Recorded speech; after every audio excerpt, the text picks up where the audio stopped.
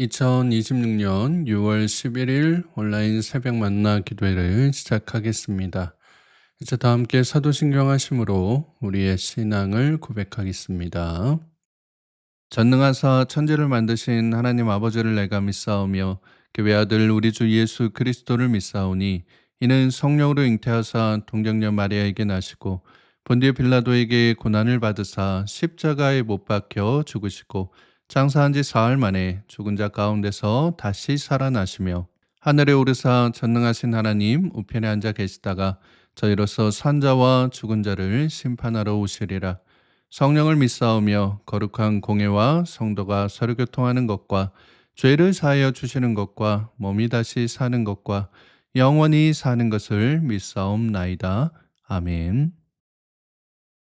다 함께 찬송가 455장 함께 찬양하겠습니다.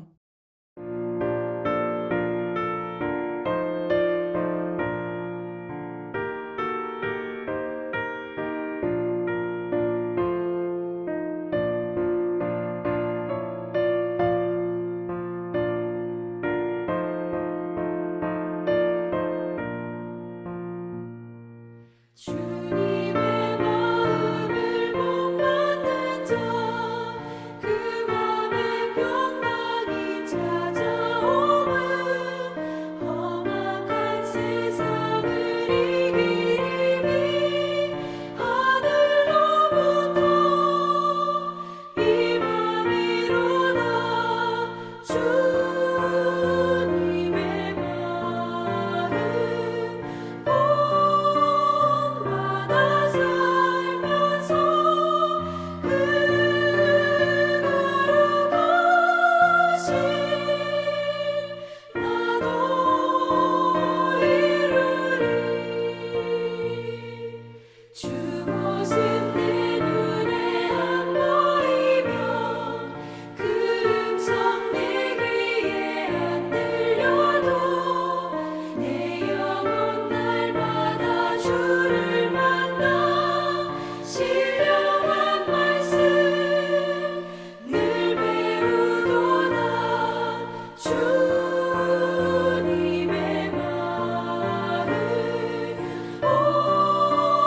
본받아 살면서 주님의 거룩하신 나도 이루리.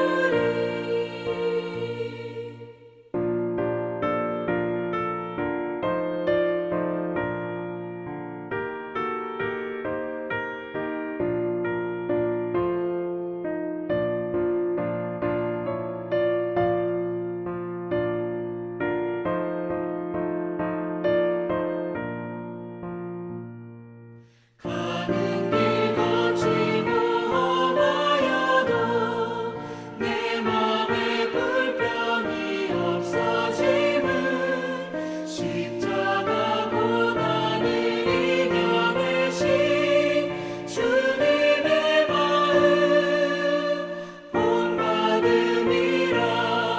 주님의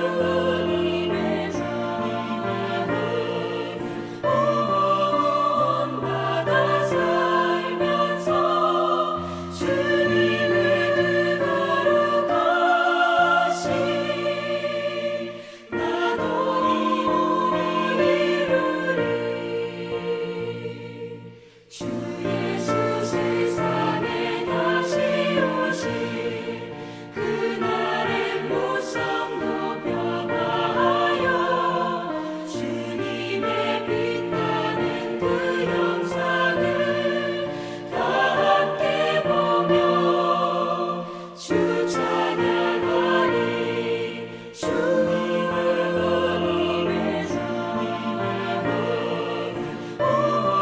본받아 살면서 주님의 거룩하신 나도 이루리.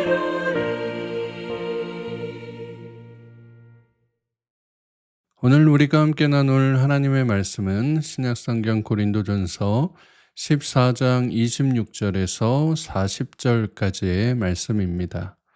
고린도전서 14장 26절에서 40절까지의 말씀을 공동체 성경 읽기로 함께 읽도록 하겠습니다. 그런즉 형제들아 어찌할까? 너희가 모일 때 각각 찬송시도 있으며 가르치는 말씀도 있으며 계시도 있으며 방언도 있으며 통역함도 있나니 모든 것을 덕을 세우기 위하여 하라. 만일 누가 방언으로 말하거든 두 사람이나 많아야 세 사람이 차례를 따라하고 한 사람이 통역할 것이요 만일 통역하는 자가 없으면 교회에서는 잠잠하고 자기와 하나님께 말할 것이요 예언하는 자는 둘이나 셋이나 말하고 다른 이들은 분별할 것이요 만일 곁에 앉아 있는 다른 이에게 계시가 있으면 먼저 하던 자는 잠잠할지니라. 너희는 다 모든 사람으로 배우게 하고 모든 사람으로 권면을 받게 하기 위하여 하나씩 하나씩 예언할 수 있느니라. 예언하는 자들의 영은 예언하는 자들에게 제재를 받나니 하나님은 무질서의 하나님이 아니시오 오직 화평의 하나님이시니라. 모든 성도가 교회에서 함과 같이 여자는 교회에서 잠잠하라. 그들에게는 말하는 것을 허락함이 없나니 율법에 이른 것 같이 오직 복종할 것이요 만일 무엇을 배우려거든 집에서 자기 남편에게 물을지니 여자가 교회에서 말하는 것은 부끄러운 것이다. 하나님의 말씀이 너희로부터 난 것이냐 또는 너희에게만 임한 것이냐. 만일 누구든지 자기를 선지자나 혹은 신령한 자로 생각하거든 내가 너희에게 편지하는 이 글이 주의 명령인 줄 알라. 만일 누구든지 알지 못하면 그는 알지 못한 자니라. 그런즉 내 형제들아 예언하기를 사모하며 방언 말하기를 금하지 말라. 모든 것을 품위 있게 하고 질서 있게 하라.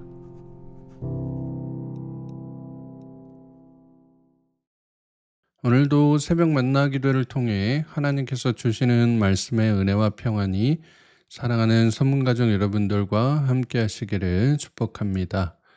오늘 우리가 함께 읽은 본문은 이제 고린도전서 14장의 마지막 단락으로 공적 예배에서 방언과 예언을 어떻게 사용해야 하는지, 그리고 예배 전체가 어떤 원칙 위에 서야 하는지를 바울이 구체적으로 정리하고 있는 내용이 나타나 있습니다. 오늘 본문 26절 말씀해 보시면 그런즉 형제들아 어찌할까? 너희가 모일 때에 각각 찬송시도 있으며 가르치는 말씀도 있으며 계시도 있으며 방언도 있으며 통역함도 있나니 모든 것을 덕을 세우기 위하여 하라 라고 말씀합니다. 여기 보시면 바울이 너희가 모일 때에 각각 찬송시도 있다. 그리고 가르치는 말씀도 있고 계시도 있고 방언도 있고 통역하는 것도 있다라고 얘기를 합니다. 그러니까 고린도 교회에서 예배를 드릴 때에 찬송도 있고 또 가르치는 말씀도 있고 계시도 있고 방언도 있고 또 방언을 통역하는 그러한 시간들도 다 있었다라고 하는 거예요. 이런 걸 이제 각자 맡은 사람들이 서로 이제 순서대로 나와서 예배를 드리는 그런 이제 모습들이 있었다라고 하는 겁니다. 그러다 보니까 이게 이 각 사람이 맡은 파트들이 잘 연합이 되면 너무나도 좋은데 서로 이제 내 거가 더 중요하다. 내 걸 더 오래 해야 되겠다라고 해서 이제 서로 삐걱거리기 시작하면 그만큼 안 좋을 수가 없다라고 하는 거예요. 그래서 저마다 자기 것을 내세우고 뭐 자기가 더 중요하다 뭐 이런 이제 목소리를 높이는 그런 이제 모습들이 예배 안에서 일어나기 시작했다라는 겁니다. 그래서 이제 바울이 여기에 한 가지 기준을 제시하고 있는 거예요. 너희가 모일 때, 즉 너희가 예배를 드릴 때에 너희가 하는 이러한 모든 일들을 다 덕을 세우기 위해서 해라 라고 이제 이 권면을 하고 있는 겁니다. 여기서 이제 덕을 세운다라고 하는 것은 이제 앞서 한번 말씀드렸는데 헬라어로 이제 오이코도메라고 해서 집을 짓는 것, 또 건물을 세운다라고 하는 의미를 갖고 있습니다. 즉 예배 안에서 행해지는 모든 것들이 교회라고 하는 집을 함께 세우는 연합함의 모습이 나타나야 된다. 그게 바로 교회의 덕을 세우는 것이다 라고 얘기를 하고 있는 거예요. 그런데 지금 바울이 봤을 때 고린도 교회 예배 안에 어떤 모습이 있었다라고 하는 겁니까? 각자 그냥 자기의 이 뜻대로 자기가 맡은 파트만 막 내세워서 나를 드러내려고 내가 가진 이제 은사에 이제 중요성을 더 이제 어필하려고 오히려 공동체를 해치고 교회에 덕을 세우지 못하는, 그래서 서로 뭐 비난하고 싸우고 분쟁하는 그런 모습들이 나타났다라고 하는 거예요. 그래서 이러한 모습이 아니라 함께 연합함으로 공동체를 건강하게 세워가는 것, 교회를 은혜 가운데 하나님의 이름 아래 세워가는 것, 그것이 바로 너희들이 행하는 모든 일의 기준이 되어야 된다라고 얘기하고 있는 것입니다. 그래서 바울이 그럼 구체적으로 어떻게 해야 되느냐 이렇게 하나하나 이야기를 해주는데요. 27절 말씀해 보시면 이렇게 나옵니다. 방언을 말하는 자가 있으면 두 사람이나 많아야 세 사람이 차례를 따라하고 한 사람이 통역할 것이요, 만일 통역하는 자가 없으면 교회에서는 잠잠하고 자기와 하나님께 말할 것이요 라고 얘기를 합니다. 그러니까 교회 안에서 방언을 하지만 두세 사람씩 차례를 따라서 통역이 있을 때만 해라 라고 얘기를 하는 거예요. 여기서 이제 중요한 말씀이 두세 사람이 차례를 따라서 하라는 겁니다. 이게 이제 헬라어로는 이제 번갈아 가며 순서대로 하라 뭐 이런 이제 의미인데, 그러니까 동시에 내가 받은 게 진짜야 뭐 아니면 내가 더 중요하니까 내가 먼저 할래라고 하면서 막 서로 그냥 방언을 쏟아내는 그런 모습이 아니라 한 사람씩 차례대로 하라라고 하는 겁니다. 그리고는 뭐라고 해요? 통역하는 자가 없으면 교회에서 잠잠하라고 하잖아요. 여기 이제 잠잠하라고 하는 말이 방언을 아예 하지 말라 뭐 이런 얘기가 아니라, 그러니까 방언 자체를 부정하는 게 아니라 방언이 사용되어야 할 자리를 구별해라라고 지금 얘기를 하고 있는 겁니다. 그리고 나서는 이제 예언에 대해서도 권면을 하거든요. 29절 말씀해 보시면 예언하는 자는 그러면 어떻게 할 거냐? 예언하는 자는 둘이나 셋이나 말하고 다른 이들은 분별할 것이요 라고 얘기를 합니다. 그러니까 예언도 둘이나 셋만 말하라는 거야. 여기서 떠들고 저기서 떠들고 뭐 내가 더 중요하다라고 해서 오래 막 얘기 이런 게 아니라 거기서 둘이나 셋만 얘기를 하고 나머지는 그들이 얘기하는 것을 분별해라라고 얘기를 하는 겁니다. 여기서 이제 분별하라라는 말이 꼼꼼히 살펴보고 판단하라고 하는 것이거든요. 그러니까 누군가 예언을 할 때에 나머지 성도들은 그것이 과연 하나님께서 주시는 말씀인지를 함께 분별하는 역할을 해야 된다. 그것이 바로 교회의 덕을 세우는 모습이다라고 얘기를 하고 있는 겁니다. 여러분, 이것이 굉장히 중요한 원칙이거든요. 예언이든 방언이든 어떤 은사든 그것을 교회 안에서 혼자 독점하거나 독단적으로 행사하지 못한다라고 하는 거예요.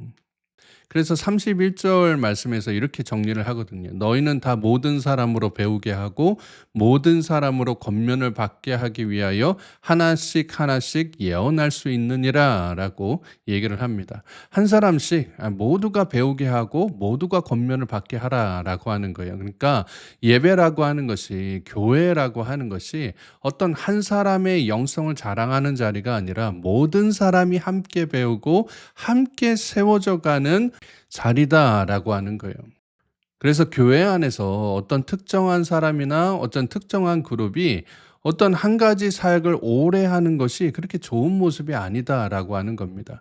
그래서 이거는 나밖에 못하는 거야. 뭐 이 사역에 뭐 아니면 이 위원회는 나만이 할 수 있어. 아니면 내가 친한 그런 그룹만 할 수 있어라고 하는 그러한 생각들이 교회의 덕을 해치고 질서를 깨트리는 모습이다라고 하는 거예요.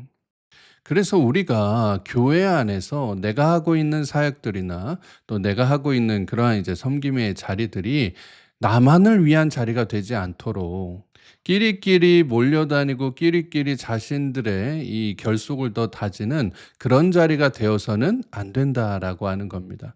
바울이 그래서 32절 말씀에서 이렇게 권면을 하거든요. 32절 말씀에 예언하는 자들의 영은 예언하는 자들에게 제재를 받나니라고 얘기합니다.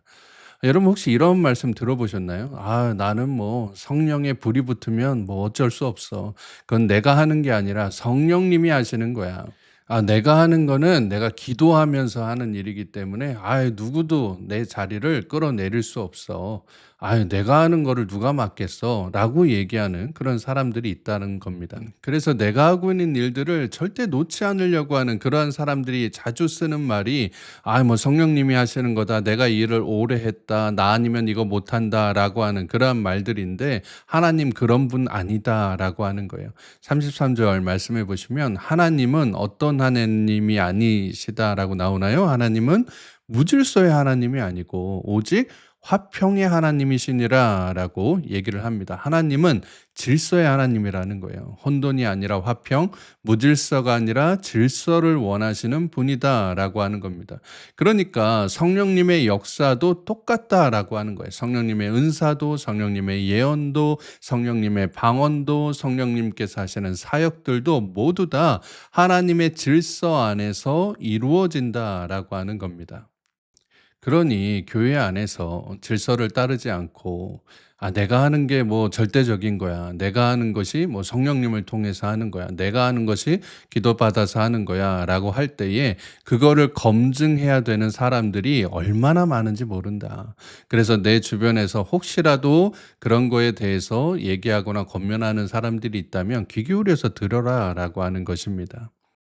이어지는 이제 34절과 35절 말씀에서 "여자들은 교회에서 잠잠하라."라고 하는 이제 참 불편할 수도 있는 그런 이제 말씀이 나오는데요.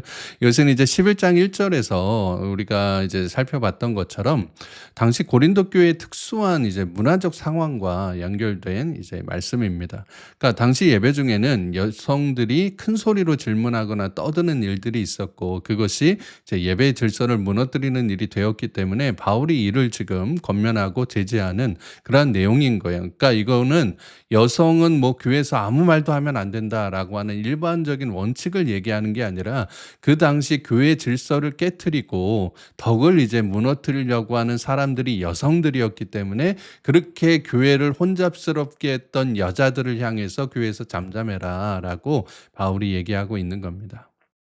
그래서 이제 36절에서 40절 말씀에서 바울이 이제 모든 이야기를 마무리하면서 이렇게 얘기를 하죠. "하나님의 말씀이 너희로부터 난 것이냐 또는 너희에게만 임한 것이냐라고 하면서 너희가 은사를 갖고 있다라고 해서 너희가 교회의 주인인 것처럼 굴지 말아라라고 경고하고 있습니다. 하나님의 말씀은 너희에게서 시작된 것도 아니고 너희만을 위한 것도 아니다라고 하는 거예요. 그리고는 이제 오늘 본문 마지막 절 40절에서 이렇게 이제 마무리를 하는 겁니다. 모든 것을 품위 있게 하고 질서 있게 하라. 이렇게 이제 권면을 하면서 마무리를 합니다. 여러분 너무 멋진 말 아닙니까? 교회 안에서 내가 행하는 모든 일들을 내가 하는 사역들, 섬김들, 봉사들, 또 예배를 섬기는 그런 모습들 이 모든 것들이 어떻게 해야 된다는 거예요? 품위 있게 해라. 그리고 질서 있게 해라.